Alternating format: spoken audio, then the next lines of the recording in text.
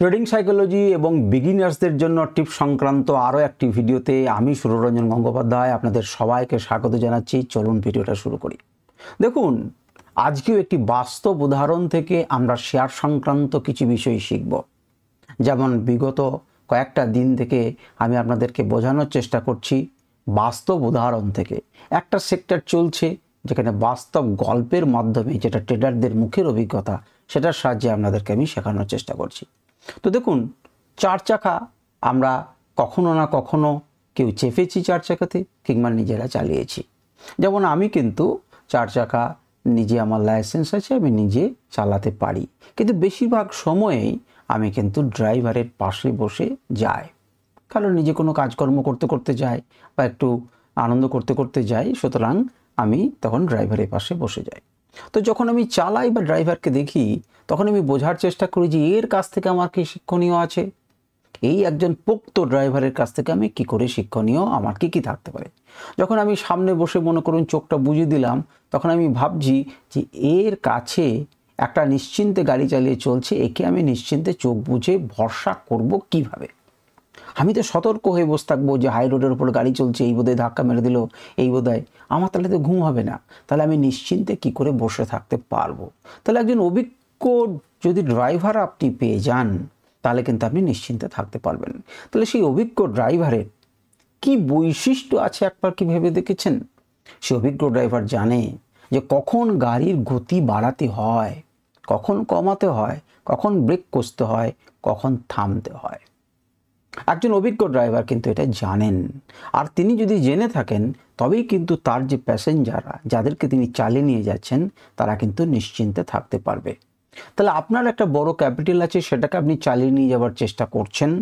আপনার যদি জ্ঞান থাকে যে কখন গতি বাড়াতে হবে, কখন থামতে হবে, কখন ব্রেক কষে কমাতে হবে, কখন আপনার কিন্তু একদম সম্পূর্ণ রাস্তার বাইরে এসে দাঁড়াতে হবে, অর্থাৎ এই জ্ঞানগুলো কিন্তু একজন অভিজ্ঞ ড্রাইভারের থাকা উচিত। তেমনি একজন অভিজ্ঞ ট্রেডারের কিন্তু এই একই রকম জানতে হবে যে কখন ট্রেড নিতে হবে, কখন কোয়ান্টিটি বাড়াতে হবে, কখন হোল্ড করতে হবে লম্বা সময়, কখন থামতে শিখতে হবে, আর কখন অপেক্ষা করতে শুরু করতে হবে। অপেক্ষা করব কখন? যখন আমি আর ট্রেড বলুন সব বন্ধ করে অপেক্ষা করে আছি, যে সঠিক সময়ের অপেক্ষা। তো এটা কিন্তু একজন ড্রাইভার জানেন, আর সেই জন্যই তার প্যাসেঞ্জাররা নিশ্চিন্তে চোখ বুঝে ঘুমোতে ঘুমোতে যেতে পারেন, যে একটা সেফ হ্যান্ডে আছে।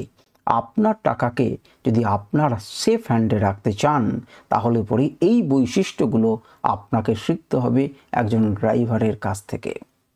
এবারে মনে করুন আপনি, এখানে আর একটা জিনিস আছে, এই ড্রাইভারটি বিন্দাস গাড়ি চালাচ্ছেন, হাই রোডের ওপরে যথেচ্ছ স্পিডে গাড়ি চালাচ্ছেন, আর গাড়িতে কোনো ব্রেক লাগান নেই, ব্রেক নেই, ব্রেক ফেল অবস্থায় আছে। তাহলে গাড়িটার কি হতে পারে, দশা হতে পারে, আপনি কি আন্দাজ করতে পারেন? কোনো না কোনো গাড়িতে সে ঠুকবে, কিংবা সে রাস্তার ধারে পড়ে যাবে, কিংবা কোনো গাছে ধাক্কা মেরে তাকে থামাতে হবে, অর্থাৎ তার দুর্ঘটনা ঘটতে বাধ্য। আপনার ট্রেডিংয়ের ক্ষেত্রে আপনার দুর্ঘটনা এড়ানোর জন্য কি করতে হবে জানেন? স্টপ লস ব্যবহার করতে হবে। স্টপ লস আপনি ব্যবহার করুন। আপনি একটা নির্দিষ্ট সীমার বাইরে গেলে পরে আপনি সেখান থেকে আপনার লসটাকে থামান এবং বেরিয়ে আসুন।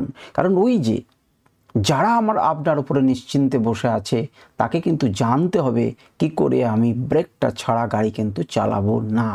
ব্রেক প্রথমেই আমি চেক করে নেবো যে ব্রেক ঠিক আছে কি ঠিক নেই। তেমনি আমার প্যাসেঞ্জার হচ্ছে, আমার কাছে যারা সেফ হ্যান্ডে থাকতে চাইছে, তারা হচ্ছে আমার টাকা। সেই টাকাগুলোকে যদি আমাকে সেফ হ্যান্ডে রাখতে হয়, তাহলে আমাকে একটা নির্দিষ্ট পরিমাণের পর সেই ক্যাপিটালটাকে বাঁচানোর জন্য আমাকে কিন্তু স্টপ লস নিতে হবে।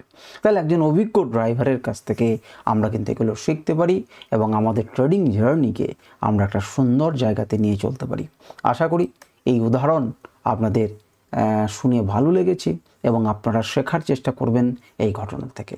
যদি আমরা আরেকবার সেটাকে ভালো করে ক্লিয়ার করি, অর্থাৎ একজন ট্রেডারকে ওয়েট করতে শিখতে হবে, যখন সুযোগ পাবে তখন তাকে এন্ট্রি নিতে শিখতে হবে ড্রাইভারের মতো, স্টার্ট দিল গাড়িটাকে এবং সময় সময় তাকে অ্যাক্সেলেরেটর দাবিয়ে তার স্পিড বাড়াতে হবে। অর্থাৎ সে তখন আরও কোয়ান্টিটি কিনবে, কখনো বেশি কোয়ান্টিটি কিনবে, কখনো কম কোয়ান্টিটি কিনবে, কখনো বেশিতে অ্যাভারেজ করবে, কখনো প্রয়োজন হলে লসও অ্যাভারেজ করতে হতে পারে।